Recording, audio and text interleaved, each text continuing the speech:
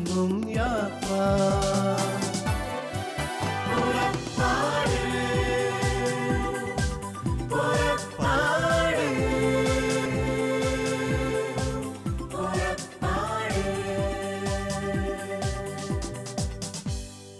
സ്നേഹമുള്ള ശാലോം ടി വിയുടെ പ്രേക്ഷകരെ, പുറപ്പാടിൻ്റെ പുതിയ എപ്പിസോഡിലേക്ക് എല്ലാവർക്കും സ്വാഗതം. മനുഷ്യൻ ചന്ദ്രനിൽ കാലുകുത്തിയിട്ട് കഴിഞ്ഞ ജൂലൈ മാസത്തിൽ നമ്മൾ 50 വർഷം പൂർത്തിയാക്കി. വിദൂരതയിലേക്ക് സാങ്കേതിക വിദ്യ ഉപയോഗിച്ച് ശാസ്ത്രത്തിൻ്റെ വളർച്ചയിൽ മഹത്തായ നേട്ടം നമ്മൾ കൈവരിക്കുന്നു. അഭിമാനാർഹമായ വിജയമാണിത്. എന്നാൽ അതിലുമൊക്കെ ദുഷ്കരമായ ഒരു യാത്രയിലേക്കാണ് ഞാൻ നിങ്ങളെ ക്ഷണിക്കുക. അത് നമ്മുടെ ഉള്ളിലേക്കുള്ള ഒരു യാത്രയാണ്. ഉള്ളിലേക്കുള്ള യാത്ര നമ്മുടെ ഉണ്മയെ തിരിച്ചറിയുന്ന ഒരു യാത്രയാണ്. തത്വശാസ്ത്രത്തിൻ്റെ പശ്ചാത്തലത്തിൽ, തത്വശാസ്ത്രത്തിൻ്റെ പിൻബലത്തിൽ യാഥാർത്ഥ്യങ്ങളെ അപഗ്രഥിക്കാൻ ശ്രമിക്കുമ്പോൾ നമ്മൾ ചെന്നെത്തുക വളരെ അർത്ഥവത്തായിട്ടുള്ള ഒരു പ്രസ്താവനയിലേക്കാണ്, ഒരു സംഗ്രഹത്തിലേക്കാണ്. നിങ്ങളുടെ ശ്രദ്ധ ഞാൻ അതിലേക്ക് ക്ഷണിക്കുകയാണ്. Whatever is is, whatever is not. Whatever is whatever is not. യാഥാർത്ഥ്യം എന്താണോ അതാണ് യാഥാർത്ഥ്യം. യാഥാർത്ഥ്യത്തോട് ചേരാത്തതൊന്നും യാഥാർത്ഥ്യമാകുന്നില്ല. യാഥാർത്ഥ്യം എന്താണോ അതാണ് യാഥാർത്ഥ്യം. യാഥാർത്ഥ്യത്തോട് ചേരാത്തതെന്തോ അതൊന്നും യാഥാർത്ഥ്യമല്ല. മേൽപ്പറഞ്ഞ താത്വിക ചിന്ത നമ്മൾ നമ്മുടെ ജീവിതവുമായിട്ട് ബന്ധപ്പെടുത്തുമ്പോൾ നമ്മെ അതിശയിപ്പിക്കുന്ന ധാരാളം തിരിച്ചറിവിലേക്ക് നമ്മൾ എത്തിച്ചേരുന്നു. ഞാൻ എന്താണോ അതാണ് ഞാൻ. ഞാൻ എന്താണോ അതാണ് ഞാൻ. ഞാൻ എന്തല്ലാത്തതാണോ അതല്ല ഞാൻ. ഞാൻ എന്താണോ അതാണ് ഞാൻ. ഞാൻ എന്തല്ലാത്തതാണോ അതല്ല ഞാൻ. നമ്മെക്കുറിച്ചുള്ള ശരിയായ ജ്ഞാനം എന്താണ്? നമ്മെ തന്നെ ആരായിരിക്കുന്നു എന്ന അവസ്ഥയിൽ സത്യവും തിരിച്ചറിയുക എന്നുള്ളതാണ് നമ്മെക്കുറിച്ചുള്ള ജ്ഞാനം, നമ്മെക്കുറിച്ചുള്ള സത്യം, നമ്മെക്കുറിച്ചുള്ള ശരിയായ അറിവ്. എൻ്റെ നന്മകളും എൻ്റെ കുറവുകളും, എൻ്റെ വിജയങ്ങളും എൻ്റെ പരാജയങ്ങളും, എൻ്റെ ശക്തിയോടും എൻ്റെ ബലഹീനതകളോടും ചേർന്ന് ഞാൻ എന്ന എന്നെ തിരിച്ചറിയുന്നു. Whatever is, whatever is not. നമ്മെക്കുറിച്ചുള്ള ശരിയായ ജ്ഞാനം ഉണ്ടാകുമ്പോൾ നമ്മുടെ ബലങ്ങളും ബലഹീനതകളും കുറിച്ചുള്ള ബോധ്യം നമുക്കുണ്ടാകുന്നു. ഇത് നമ്മെ എളിമയുള്ളവരാക്കും, ദൈവഭയമുള്ളവരാക്കി മാറ്റും. ജീവിതത്തിൻ്റെ നിസ്സാരത, ഹ്രസ്വത തിരിച്ചറിയുന്നവരാക്കി മാറ്റും. കടന്നു പോകുന്നവയും നിലനിൽക്കുന്നവയും തമ്മിൽ വേർതിരിച്ചറിയുവാനുള്ള ജ്ഞാനം നമുക്ക് ലഭിക്കും. അനശ്വരതയിൽ നിക്ഷേപങ്ങൾ സമ്പാദിക്കുവാൻ നമുക്ക് സാധിക്കും. നമ്മെക്കുറിച്ച് ശരിയായ ബോധ്യമുണ്ടാകുമ്പോഴാണ്, ശരിയായ ജ്ഞാനം നമുക്ക് ഉള്ളപ്പോഴാണ് നമ്മൾ യഥാർത്ഥ മനുഷ്യരായി മാറുന്നത്, ദൈവം ആഗ്രഹിക്കുന്ന തലത്തിലേക്ക് വളരുന്നത്. നമ്മെക്കുറിച്ചുള്ള ശരിയായ ബോധ്യക്കുറവ്, ശരിയായ ജ്ഞാനമില്ലായ്മ, നമ്മെക്കുറിച്ചുള്ള സത്യങ്ങളുടെ അഭാവം, തിരിച്ചറിവില്ലായ്മ നമ്മിൽ മറ്റ് ചില പ്രവണതകളിലേക്ക് നാം ചെന്നെത്തുന്നു. നമ്മുടെ മനോഭാവങ്ങളെ നിശബ്ദതയിൽ വിചിന്തനത്തിന് വിധേയമാക്കുമ്പോൾ നമ്മെക്കുറിച്ചുള്ള ശരിയായ ജ്ഞാനം നമുക്ക് ലഭിക്കും. നമ്മെക്കുറിച്ചുള്ള ശരിയായ ജ്ഞാനം, ശരിയായ ബോധ്യം, സത്യം, നമ്മെക്കുറിച്ചുള്ള സത്യം തിരിച്ചറിയാൻ നമുക്ക് സാധിക്കുന്നു. നമ്മുടെ പല മനോഭാവങ്ങളും അപഗ്രഥിക്കുവാൻ നമുക്ക് സാധിക്കുന്നു, വിശകലനം ചെയ്യാൻ നമുക്ക് സാധിക്കുന്നു. അതാണ് സുവിശേഷത്തിൽ പറഞ്ഞിരിക്കുന്ന, സൂചിപ്പിക്കുന്ന കളകളുടെ ഉപമ. നമ്മുടെ ജീവിതത്തിലും ഇതാണ് സംഭവിക്കുക. ഒരുവൻ വയലിൽ വിത്ത് വിതച്ചു. ഇതിനോട് സ്വർഗരാജ്യത്തെ ഉപമിക്കാം. ആളുകൾ ഉറക്കമായപ്പോൾ ശത്രു വന്ന് ഗോതമ്പിനിടയിൽ കളയും വിതച്ചു. ആ ഉറക്കമില്ലായ്മ, ശ്രദ്ധക്കുറവ്, ജാഗ്രതക്കുറവ് നമ്മുടെ ജീവിതത്തിലും സംഭവിക്കുമ്പോൾ നമ്മൾ അറിയാതെയുള്ള ചില തെറ്റുകളിലേക്ക്, നമ്മൾ ആഗ്രഹിക്കാത്ത തെറ്റുകളിലേക്ക് നമ്മൾ ചെന്ന് എത്തുകയാണ്. ജാഗ്രതക്കുറവ്, സൂക്ഷ്മക്കുറവ്, ശ്രദ്ധയില്ലായ്മ. അതിന് നമ്മുടെ ജീവിതത്തെ നമ്മൾ അപഗ്രഥിക്കുമ്പോൾ, നമ്മുടെ മനോഭാവങ്ങളെ തിരിച്ചറിയുമ്പോൾ നമ്മൾക്ക് യഥാർത്ഥ ജ്ഞാനം, ഞാൻ എന്താണോ അതാണ് ഞാൻ. അപ്പോൾ എൻ്റേതായ നന്മകൾ, എൻ്റേതായ ബലങ്ങൾ, എൻ്റേതായ കുറവുകൾ, എൻ്റേതായ ശക്തികൾ ഒക്കെ എനിക്ക് തിരിച്ചറിയാൻ സാധിക്കും. ഇത് നമ്മളെ എളിമയുള്ളവരാക്കുകയും ദൈവഭയം കൊണ്ട് നിറയ്ക്കുകയും ചെയ്യും. നമ്മിലുള്ള അനാരോഗ്യകരമായ ചില പ്രവണതകൾ ജാഗ്രത കുറവ് മൂലം നമ്മിൽ ഉണ്ടാകാൻ സാധ്യതയുള്ളത് അസൂയ, അഹങ്കാരം, ആസക്തി, അപകർഷത. അസൂയയ്ക്ക് മനുഷ്യവംശത്തോളം തന്നെ പഴക്കമുണ്ട്. കായേലിൻ്റെ അസൂയ സഹോദരഹത്യയിലേക്ക് നയിക്കുന്ന സംഭവം നമ്മൾ വായിക്കുന്നുണ്ട്. സഹോദരങ്ങൾക്ക് ജോസഫിനോട് അസൂയ തോന്നി. അതിൻ്റെ ഫലമായി അനീതി ഉടലെടുത്തു, അധർമ്മം ഉടലെടുത്തു. ജോസഫിന് എണ്ണിത്തീരാത്ത രാവുകൾ, തടവറയും കാരാഗ്രഹവും സമ്മാനിച്ചു. ദാവീദിൻ്റെ വിജയത്തിൽ അസൂയ പൂണ്ട സാവൂൾ, അസൂയ അവനെ അവൻ്റെ ആത്മനാശത്തിലേക്ക് എത്തിച്ചു. നമുക്കേറെ സുപരിചിതനായ ധൂർത്തപുത്രൻ്റെ ഉപമയിൽ ധൂർത്തപുത്രൻ്റെ ജ്യേഷ്ഠന് ധൂർത്തപുത്രൻ്റെ മടങ്ങിവരവിൽ അസൂയ തോന്നി. ആ അസൂയയുടെ മനോഭാവത്തിൽ ജീവിച്ചപ്പോൾ അവന് സ്വന്തം ഭവനം അന്യമായി മാറി. യേശുവിനെ യഹൂദർ കൊല്ലുവാൻ കാരണം പീലാത്തോസ് വരെ തിരിച്ചറിഞ്ഞു. യഹൂദർക്ക് യേശുവിനോടുണ്ടായ അസൂയയാണ്. യേശുവിലെ നന്മകളെ അംഗീകരിക്കാൻ സാധിക്കാതെ പോയതാണ്. അവരനെ അഭിനന്ദിക്കാൻ പ്രത്യേകമായി നമ്മുടെ മലയാളികൾ വളരെ പിശുക്ക് കാണിക്കുന്ന കൂട്ടത്തിലാണ്.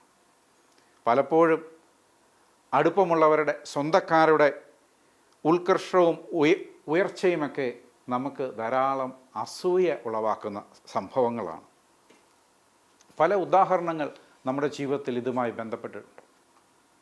അത് കൂടുതൽ നിങ്ങൾ ഓരോരുത്തരും നിങ്ങളുടെ ചുറ്റുപാടിൽ, നിങ്ങളുടെ ജീവിത സാഹചര്യത്തിൽ ഇതിനെ ബന്ധപ്പെടുത്തുമ്പോഴാണ് നമ്മളെ തിരിച്ചറിയുക.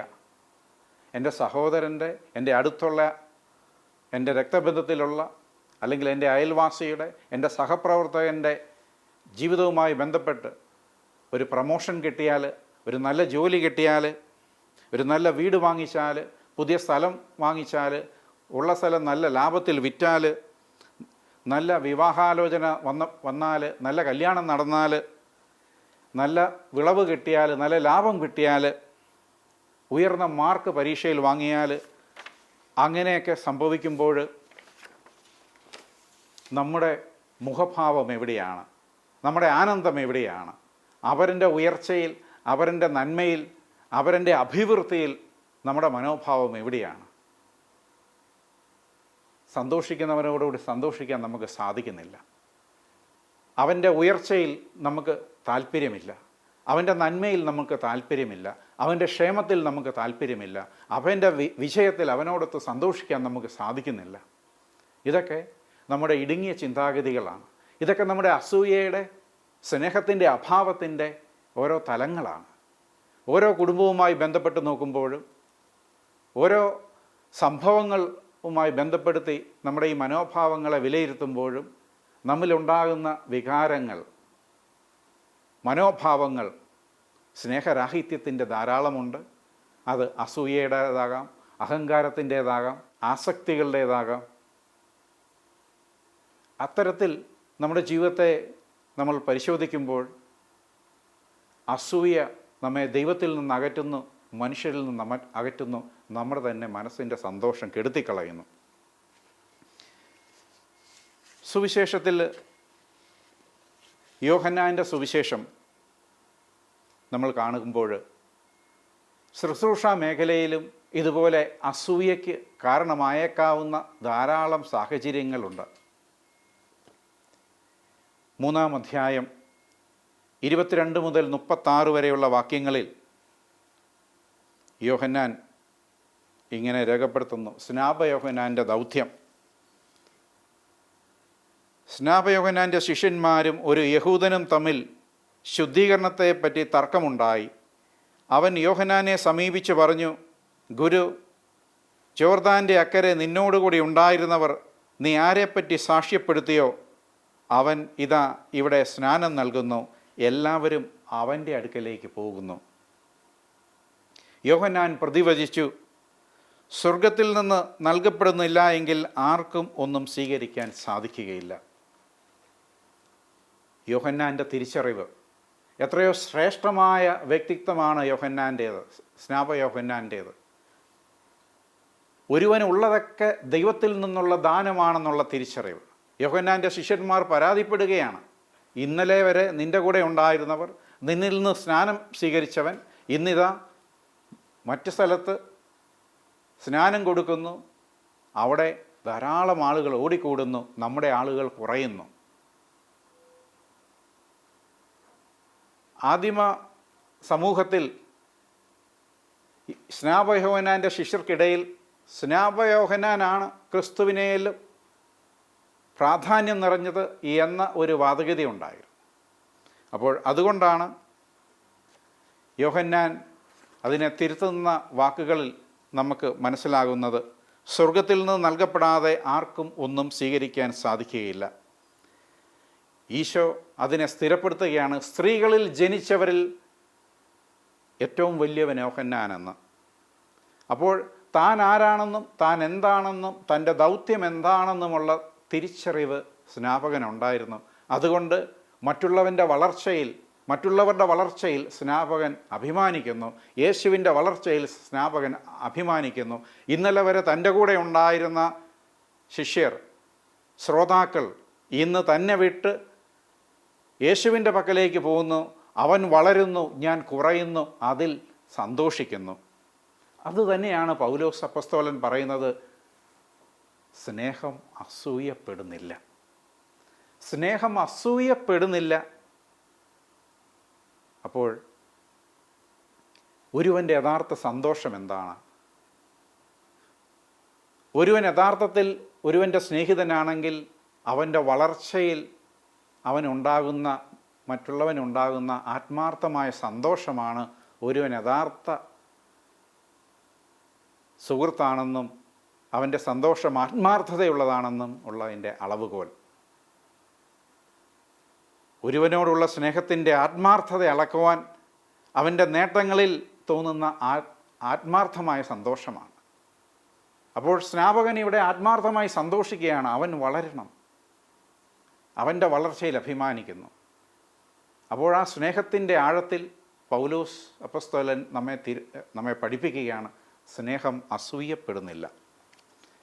നമ്മുടെ പല മേഖലകളിലും, ശുശ്രൂഷാ മേഖലകളിലുമൊക്കെ ഈ അസൂയയുടെ സ്വാധീനം കടന്നു ചെല്ലാൻ സാധ്യതയുള്ള പ്രവർത്തനങ്ങളാണ്. സ്നേഹം ദീർഘക്ഷമയും ദയയുമുള്ളതാണ്. സ്നേഹം അസൂയപ്പെടുന്നില്ല, ആത്മപ്രശംസ ചെയ്യുന്നില്ല, അഹങ്കരിക്കുന്നില്ല. സ്നേഹം അഹങ്കരിക്കുന്നില്ല, ആത്മപ്രശംസ ചെയ്യുന്നില്ല, അഹങ്കരിക്കുന്നില്ല. ഞാൻ ആരാണ് എന്നുള്ള ശരിയായ ജ്ഞാനം എനിക്കുണ്ടെങ്കിൽ, ഞാൻ ആരാണെന്നുള്ള തിരിച്ചറിവ് എനിക്കുണ്ടെങ്കിൽ, എനിക്കുള്ളതൊക്കെ ദൈവത്തിൻ്റെ ദാനമാണെന്നും അതുപോലെ മറ്റുള്ളവർക്കുള്ളതെല്ലാം ദൈവത്തിൻ്റെ ദാനമാണെന്നുമുള്ള തിരിച്ചറിവുള്ളപ്പോൾ നമ്മൾ പരസ്പരം ബഹുമാനിക്കുന്ന വ്യക്തികളായി മാറും, നമ്മൾ പരസ്പരം അംഗീകരിക്കുന്ന വ്യക്തികളായി മാറും, നമ്മൾ പരസ്പരം എളിമയുള്ള വ്യക്തികളായി മാറും, നമ്മൾ പരസ്പരം വളർത്തുന്ന വ്യക്തികളായി മാറും. അപ്പം സ്നേഹം അസൂയപ്പെടുന്നില്ല. സ്നേഹം ആത്മപ്രശംസ ചെയ്യുന്നില്ല. അപ്പോൾ യഥാർത്ഥ സ്നേഹത്തിൽ നമ്മൾ നിറയുമ്പോൾ നമ്മൾ അഹങ്കരിക്കുന്നില്ല, നമ്മൾ പൊങ്ങച്ചം പറയുന്നില്ല, നമ്മൾ മറ്റുള്ളവൻ്റെ വളർച്ചയിൽ കുശുമ്പ് തോന്നുന്നില്ല, ദുഃഖം തോന്നുന്നില്ല. മറ്റുള്ളവരെ വളർത്തുവാനും മറ്റുള്ളവരെ ശുശ്രൂഷ ചെയ്യുവാനും നമുക്ക് സാധിക്കുന്നു. അങ്ങനെ നമ്മുടെ ഓരോരുത്തരുടെയും ജീവിതത്തിൽ സ്നാപകൻ്റെ ആ സമീപനത്തിൽ, സ്നാപകൻ്റെ മനോഭാവത്തിൽ നമ്മൾ ഓരോരുത്തരും രൂപാന്തരപ്പെടേണ്ടിയിരിക്കുന്നു. സ്വന്തം നിസ്സാരത തിരിച്ചറിയുവാൻ, സ്വന്തം നിസ്സാരത തിരിച്ചറിയുന്നവന് മാത്രമേ ക്രിസ്തു രഹസ്യം മനസ്സിലാക്കാൻ സാധിക്കുകയുള്ളൂ. അപ്പോൾ രാജാവിനേക്കാൾ വലിയ രാജഭക്തി കാണിക്കുന്ന സ്നാപകൻ്റെ ശിഷ്യന്മാരെ സ്നാപകൻ തിരുത്തുകയാണ്. അസൂയ ഗൗരവമേറിയൊരു പാപമാണ്. അന്യൻ്റെ വസ്തുക്കൾ കാണുമ്പോൾ അത് ക്രമരഹിതമായി കൈക്കലാക്കണമെന്നുള്ള ഒരാഗ്രഹം, അന്യായമായും ക്രമരഹിതമായും അന്യൻ്റെ വസ്തുക്കൾ കൈക്കലാക്കണമെന്നുള്ള മോഹം, അന്യൻ്റെ വസ്തുക്കളിൽ നാശമാഗ്രഹിക്കുന്ന ദോഷൈക ദൃക്കാകുന്ന എൻ്റെ സമീപനം, അയൽക്കാരന് ദ്രോഹമുണ്ടാകണമെന്നുള്ള ആഗ്രഹം, അയൽക്കാരന് തകർച്ചയിൽ പരാജയത്തിൽ സന്തോഷിക്കുന്ന മനോഭാവം, അപരനെ അപകീർത്തിപ്പെടുത്തുവാനുള്ള എൻ്റെ മനോഭാവങ്ങൾ, വിദ്വേഷം, ഏഷണി, ഇതെല്ലാം അയൽക്കാരൻ്റെ ദൗർഭാഗ്യത്തിൽ ഉണ്ടാകുന്ന സന്തോഷം, ഇതൊക്കെ അസൂയയുടെ മറ്റു പല മുഖങ്ങളാണ്, തലങ്ങളാണ്. അസൂയ സ്നേഹത്തിൻ്റെ നിഷേധമാണ്. നമ്മുടെ ഓരോരുത്തരുടെയും ജീവിതത്തിൽ പലതരം ഉദാഹരണങ്ങളുണ്ടാകാം. ഏത് മേഖലകളിൽ ശുശ്രൂഷ ചെയ്യുന്നവരായാലും, സമർപ്പണ ജീവിതത്തിലായാലും, കുടുംബജീവിതത്തിലായാലും അസൂയ ഏത് രൂപത്തിൽ, ഏത് ഭാവത്തിൽ കടന്നു വരുന്നുവെന്നുള്ളത് നമ്മൾ തിരിച്ചറിയണമെങ്കിൽ നമ്മൾ ജാഗ്രത ഉണ്ടാവണം. നമ്മൾ ആത്മപരിശോധന നടത്തേണ്ടവരാകണം. നമ്മളുടെ ശ്രദ്ധക്കുറവ് നമ്മൾ ഇഷ്ടപ്പെടാത്ത തിന്മകളിലേക്ക് നമ്മളെ കൊണ്ടുചെന്ന് എത്തിക്കാം. അത് നമുക്ക് സമാധാനം നഷ്ടപ്പെട്ടു പോകുന്ന അവസ്ഥയാണ്. അപ്പോൾ മറ്റുള്ളവൻ്റെ വളർച്ചയിൽ അവനോടൊത്ത് സന്തോഷിക്കുന്ന ഒരു സന്മനസ്സ് ദൈവത്തിൻ്റെ സ്നേഹത്തിൽ നമുക്ക് രൂപപ്പെടേണ്ടതുണ്ട്. ധാരാളം വചനങ്ങൾ കേൾക്കുന്നവരാണ് നമ്മളൊക്കെ. എന്തുകൊണ്ട് ഈ വചനം നൽകുന്ന ആന്തരികമായ സന്തോഷത്തിലേക്കും രൂപാന്തരീകരണത്തിലേക്കും നമ്മൾ രൂപപ്പെടുന്നില്ല? നമ്മുടെ ശ്രദ്ധക്കുറവ് മൂലം നമ്മുടെ ജീവിതത്തിൽ, നമ്മുടെ മനോഭാവങ്ങളിൽ ചില മേഖലകളിൽ ഉള്ള ഈ അസൂയ നമ്മെ സ്വാധീനിക്കുന്നത് കൊണ്ട് നമ്മെ തടയുകയാണ് നമ്മുടെ സന്തോഷം പൂർണ്ണമാകാൻ. മറ്റുള്ളവരെ സ്നേഹിക്കാൻ അസൂയ തടയുകയാണ്. അസൂയ മറ്റുള്ളവരിലേക്ക് വിദ്വേഷവും ഏഷണിയും മറ്റുള്ളവരുടെ നാശം ആഗ്രഹിക്കുന്നതുമായ മനോഭാവം നമ്മെ മറ്റുള്ളവരിൽ നിന്ന് അകറ്റുകയാണ്. നമ്മൾ അങ്ങനെയുള്ളവർ ഒരുമിച്ച് കൂടുമ്പോഴും അവിടെ ഒരു ഹൃദയൈക്യം ഉണ്ടാകുന്നില്ല. നമ്മുടെയൊക്കെ കുടുംബങ്ങളിലും സമൂഹങ്ങളിലും എവിടെയൊക്കെ ഒരുമിച്ച് കൂടുമ്പോൾ എന്തുകൊണ്ട് നമുക്ക് മറ്റുള്ളവരെ ആത്മാർത്ഥമായിട്ട് അംഗീകരിക്കാനും പ്രശംസിക്കാനും സാധിക്കാതെ പോകുന്നു? എന്തുകൊണ്ട് മനസ്സിൻ്റെ ഐക്യം നഷ്ടപ്പെടുന്നു? ഹൃദയ ഐക്യം നഷ്ടപ്പെടുന്നു? അവൻ എന്നേലും വലുതാകുന്നു എന്നതിലുള്ള ദുഃഖമാണ്. അവൻ എന്നേലും വലുതാകുന്നു, അവൾ എന്നേലും വലുതാകുന്നു എന്നുള്ള ദുഃഖം. ആ ദുഃഖം നമ്മൾ മാറണം. സന്മനസ് നമ്മിൽ ഉണ്ടാവണം. അവൻ വളരട്ടെ, അവൾ വളരട്ടെ എന്ന മനോഭാവം നമുക്കുണ്ടാവണം. എല്ലാവരെയും വളർത്തിയ ഈശോ ഉന്നതത്തിലുള്ളവയെക്കുറിച്ച് ചിന്തിക്കുവാൻ നമ്മോട് പറയുകയാണ്. ഉന്നതത്തിൽ ഉള്ളവയെക്കുറിച്ച് നമ്മൾ ചിന്തിക്കുമ്പോൾ നമ്മുടെ ജീവിതത്തിൽ മറ്റുള്ളവരെ വളർത്തുന്നവരായി നമ്മൾ മാറും. മറ്റുള്ളവരെ അംഗീകരിക്കുന്നവരായി നമ്മൾ മാറും. കാരണം അവനിലുള്ള നന്മ അവളിലുള്ള നന്മയുമായിട്ട് ഞാൻ കിടമത്സരിക്കേണ്ട ഒരു കാര്യവുമില്ല. എല്ലാവരും ദൈവത്തെ മഹത്വപ്പെടുത്തുന്ന നന്മകൾ ദൈവം നൽകിയതാണെന്നുള്ള തിരിച്ചറിവ് നമുക്കുണ്ടാവും. ഇതെല്ലാം ഞാനെന്ന എന്നെക്കുറിച്ചുള്ള ശരിയായ ജ്ഞാനത്തിലൂടെ, സത്യത്തിലൂടെ, ബോധ്യത്തിലൂടെ കൈവരുന്നതാണ്. അതുകൊണ്ടാണ് ആദ്യമേ ഞാൻ സൂചിപ്പിച്ചത്, താത്വികമായി നമ്മൾ സംഗ്രഹിക്കുമ്പോൾ, അപഗ്രഥിക്കുമ്പോൾ കിട്ടുന്ന whatever is is, whatever is not. അപ്പോൾ ഞാൻ ആരുടെയും പ്രശംസയിൽ ഞാൻ മതിമറന്ന് ഉയരേണ്ടതില്ല. ഞാൻ ആരാണോ അത് ഞാനാണെന്നുള്ള തിരിച്ചറിവ് എനിക്കുണ്ട്. സ്നാപകൻ ആ തിരിച്ചറിവുണ്ടായിരുന്നു. താൻ ആരാണ്, താൻ എന്താണ്, തൻ്റെ ദൗത്യം എന്താണ്. മറ്റുള്ളവർ തന്നെ താഴ്ത്തുമ്പോഴും താൻ എന്താണോ അതാണ് താനെന്നുള്ള തിരിച്ചറിവ് തന്നെ തൻ്റേതായ നിലയിൽ നിലനിർത്തുകയാണ്. ദുഃഖങ്ങളിലും പരാജയങ്ങളിലും താൻ ആരാണ്, താൻ എന്താണെന്നുള്ള തിരിച്ചറിവ് നമ്മെ എല്ലാവിധ അപകർഷതാബോധങ്ങളിൽ നിന്നും രക്ഷിക്കുന്നു. നമ്മളുടെ ശക്തി നമ്മൾ തിരിച്ചറിയുന്നതും ഞാൻ ആരാണ്, ഞാൻ എന്താണെന്നുള്ളതാണ്. അതുപോലെ ജീവിതത്തിൻ്റെ ഹ്രസ്വത, നിസ്സാരത ഞാൻ തിരിച്ചറിയുന്നത് ഞാൻ ആരാണ്, ഞാൻ എന്താണെന്ന് തിരിച്ചറിയുമ്പോഴാണ്. നമ്മൾ മറ്റു പല മേഖലകളെയും ജീവിതത്തിൽ ശ്രദ്ധിക്കാറുണ്ട്. എന്നാൽ ശ്രദ്ധ ചിലപ്പോഴൊക്കെ പരിമിതമാകുന്നതും ശ്രദ്ധിക്കാതെ പോകുന്നതും നമ്മളെക്കുറിച്ചുള്ള ശരിയായ അറിവ് നമുക്കുണ്ടോ എന്നുള്ളതാണ്. നമ്മെക്കുറിച്ച് നമ്മൾ തന്നെ ഊതി വീർപ്പിക്കുന്ന അറിവ് അഹങ്കാരത്തിലേക്ക് നയിക്കുന്നു. അത് ദൈവത്തിൽ നിന്നും മനുഷ്യരിൽ നിന്നും നമ്മെ അകറ്റുന്നു. നമ്മൾ വളർത്തിയെടുക്കുന്ന തെറ്റായ അറിവ് എന്നെ ഞാൻ അല്ലാതാക്കുന്ന അപകർഷാബോധത്തിലേക്കും ആസക്തികളിലേക്കും അഹങ്കാരത്തിലേക്കും അസൂയയിലേക്കും തള്ളിവിടുകയാണ്. എന്നെ ശ്രവിക്കുന്ന പ്രിയ പ്രേക്ഷകരെ, നമ്മുടെ ജീവിതത്തിൻ്റെ ശ്രദ്ധ, നമ്മുടെ ജീവിതത്തിൻ്റെ കേന്ദ്രമായ രക്ഷകനായ യേശു നമുക്ക് നൽകുന്ന ആ ജീവൻ്റെ സമൃദ്ധി നമ്മിലുണ്ടാകുവാൻ, യേശു നൽകുന്ന ആ പരിപൂർണ സന്തോഷം, യേശു നൽകുന്ന ആ പരമാനന്ദം നമ്മിലുണ്ടാകണമെങ്കിൽ നമ്മൾ സന്മനസ്സുള്ളവരാകണം. എങ്ങനെയാണ് സന്മനസ്സുണ്ടാകുക? ആ ദൈവസ്നേഹത്തിൽ ഞാൻ നിറയുമ്പോൾ അവരന് നന്മ ആഗ്രഹിക്കും. എന്നേലും കൂടുതൽ അവന് വളർന്നോട്ടെ, എന്നേലും കൂടുതൽ അവൾ വളർന്നോട്ടെ, കൂടുതൽ വിജയം നേടിക്കോട്ടെ, കൂടുതൽ ശമ്പളം നേടിക്കോട്ടെ, ഉന്നത ജോലി വാങ്ങിക്കൊള്ളട്ടെ, എല്ലാവരും വളരട്ടെ എന്നുള്ള ഒരാഗ്രഹം.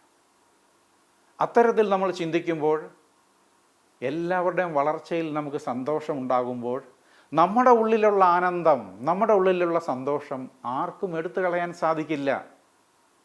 അതാണ് ഈശോ പറഞ്ഞത്, ഞാൻ എൻ്റെ സന്തോഷം നിങ്ങൾക്ക് നൽകുന്നു, എൻ്റെ സന്തോഷം ലോകം തരുന്നത് പോലെയല്ല, അത് ആർക്കും നിങ്ങളിൽ നിന്ന് എടുത്തു കളയാൻ സാധിക്കില്ല.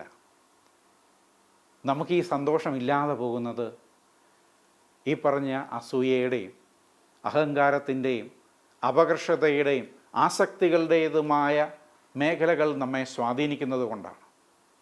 അപ്പോൾ ശരിയായ ആത്മപരിശോധനയിലൂടെ, ശരിയായ ജാഗ്രതയിലൂടെ, ശരിയായ ശ്രദ്ധയിലൂടെ, ശരിയായ ആത്മവിശകലനത്തിലൂടെ നമ്മുടെ മനോഭാവങ്ങളെ നമ്മൾ നിയന്ത്രിക്കുമ്പോൾ, പരിശോധിക്കുമ്പോൾ നമ്മുടെ ജീവിതത്തിൻ്റെ നിസ്സാരത എന്തെന്ന് നമ്മൾ തിരിച്ചറിയുന്നു.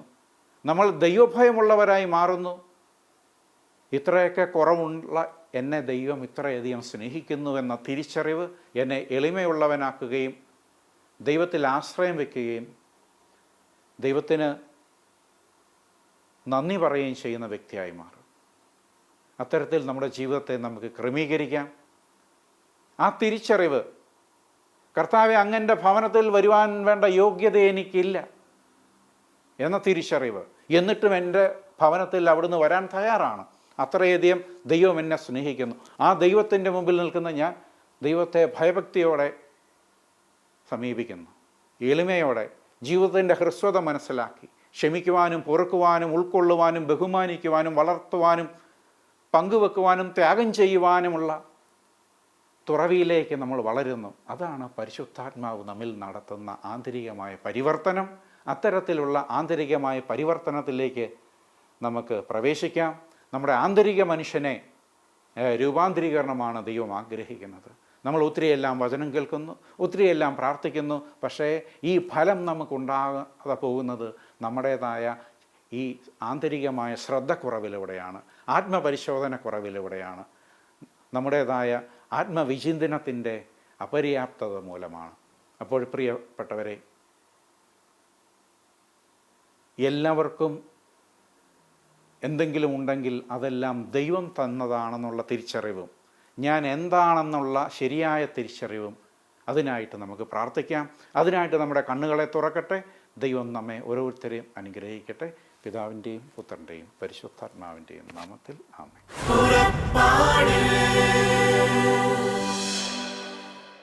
ഈ പ്രോഗ്രാമിനെ കുറിച്ചുള്ള നിങ്ങളുടെ വിലയേറിയ അഭിപ്രായങ്ങളും നിർദ്ദേശങ്ങളും ഇമെയിലിലൂടെ ഞങ്ങളെ അറിയിക്കുക. purappadu.uae@gmail.com. പരിശുദ്ധാത്മവരങ്ങളാലെന്നും ഹൃദയത്തിനകതാരു നിറയ്ക്കും യാത്ര.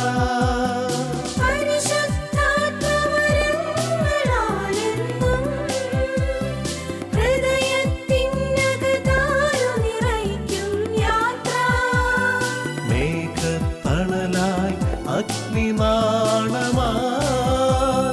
പാത തെളിക്കും സ്നേഹത്തിൻ പുതുയാത്ര.